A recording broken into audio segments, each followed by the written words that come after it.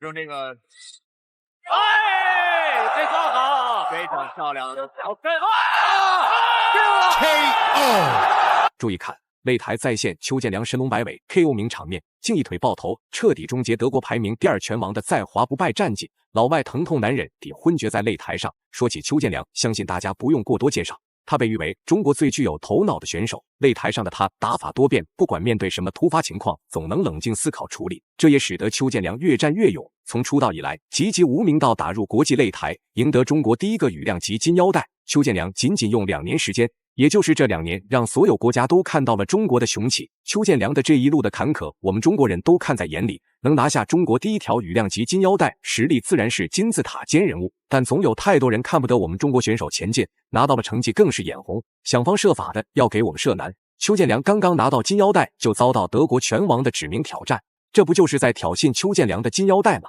但尽管所有人都心知肚明，邱建良依旧不再怕。他深知，既然自己做到了这个位置，就一定会有源源不断的人想要代替自己。邱建良唯一能做的就是守护好这一条金腰带，这不仅是自己的荣誉，更是国家的荣誉。这次来华挑战的是德国搏击名将肯姆罗宾。肯姆罗宾擂台上打法狠辣，碾压式十足，在他的手里，一旦被抓到短处，当即就会被立马 KO 送走。来华挑战多次，均无一败绩，且都以 KO 结束比赛。同时，他也是一位 MMA 金腰带的获得者。这次德国方为了打赢邱建良，也是不惜一切代价，都把最强实力悍将给请出来了，可见是有多想打邱建良的脸面。好了，咱们废话少说，让我们去看看这2位高手之间会发生怎样的碰撞。还请各位帅哥美女长按3秒点赞，小编祝各位早日赚到100万。比赛正式开始。黄色短裤为中国选手邱建良，黑色短裤为德国选手肯姆罗宾。刚开始，肯姆罗宾就没有想多试探的想法，只想从一开始就展开压制。或许在他这个金腰带拥有者的眼里，邱建良的战绩算不上什么，最多只能算是这2年打得顺风顺水，一路打得太顺了罢了。那只是因为邱建良没有碰到他这种绝对实力的选手。反观邱建良可并不会因为你的打法猛烈就失了比赛节奏，反而更是谨慎再谨慎。邱建良明白眼前的这一位选手实力深不可测，没有绝对的把握，绝不会盲目出手。这场比赛对于邱建良来说十分重要，不仅意味着比赛的输赢，同时也意味着金腰带的去留。自由搏击的比赛中呢，他认为这个泰拳和自由搏击更像白酒和红酒啊，大同小异，因人而异，各取所需。整个格斗啊，他希望能探寻到自己独特的、具有泰拳风格的自由搏击风格。对，目前这个阶段呢，邱建良已经到了见山不是山的阶段，因为他要把他一个比较复杂的技巧慢慢修正，返璞归真。现在在整个的这个局面压制上，还是这个德国的选手在压制着这个邱建良。从肯姆罗宾激进的打法不难看出，他是压根不想跟邱建良打满3个回合。从比赛开始到现在，眼里只有 KO。要说也不是你一个人有金腰带，擂台上就显着你了。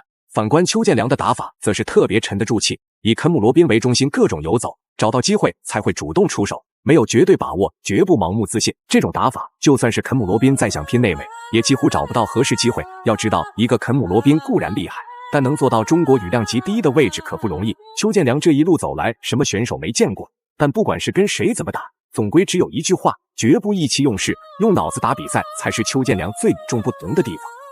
他又开始进入自己的这种节奏，前后的直拳接击扫，前后的直拳接高扫的拳，非常漂亮。对。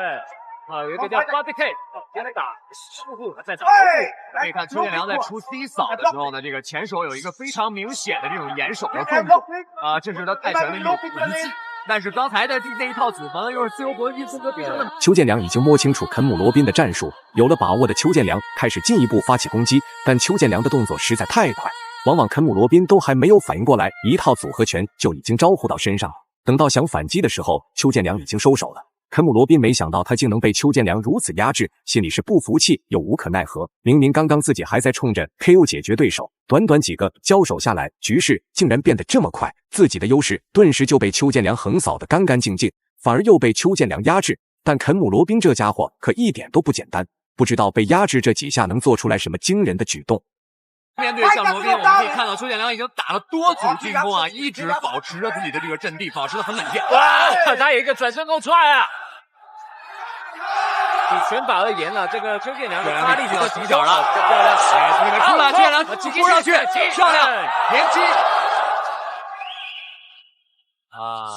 邱建良比上一回我们见到他这个比赛来到第二回合，有了第一回合的压制，肯姆罗宾的攻势明显是没有那么嚣张了，但还是不准备改变战术，依然是要拼进邱建良那位打比赛。不知道是对自己其他距离的打法没自信，还是怎么回事，明眼人都能看出来，你要是非死脑筋跟邱建良拼内围，别说你内围实力有多强，邱建良对距离的把控，从一开始就将你的想法扼杀在摇篮里，完全没有机会。虽然说肯姆罗宾的大体格、身高、臂展都比邱建良强上不少，但邱建良灵活多变的打法，使得肯姆罗宾是脑子都跟不上比赛节奏，更别说怎么去应对。应该比邱建良要好一些，而且单纯一点，你在空中我轻轻一推，就会飞得很远了啊！哎呀，别倒跌了，这个不要逞强啊，他对飞招不太熟啊，重心的位置不对啊。双方啊漂亮啊，这个太漂亮了，前后前接后腿的低扫很经典，但是很有用。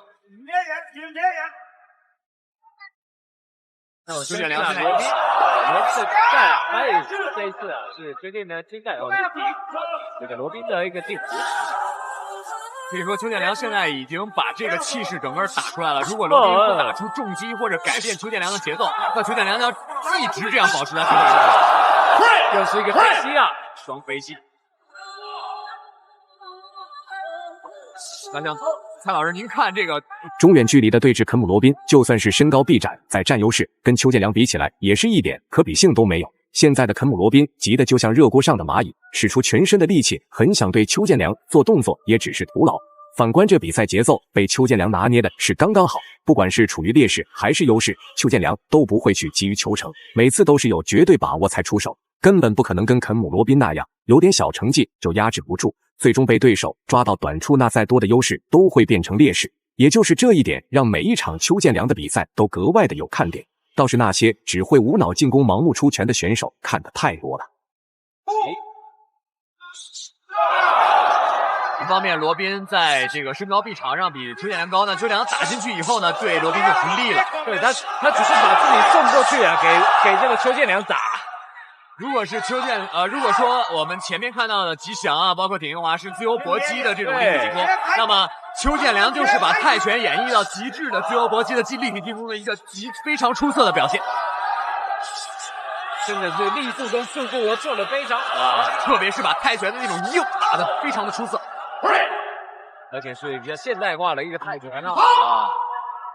第二回合，邱建良依然。比赛来到第三回合，肯姆罗宾实在是不甘心被压制2个回合，但也深深的意识到自己和邱建良之间的差距，顿时改变战术，什么都不管了，只希望能跟邱建良拼拳换脚的同时，能对邱建良造成哪怕一点的伤害，这也就算是值了。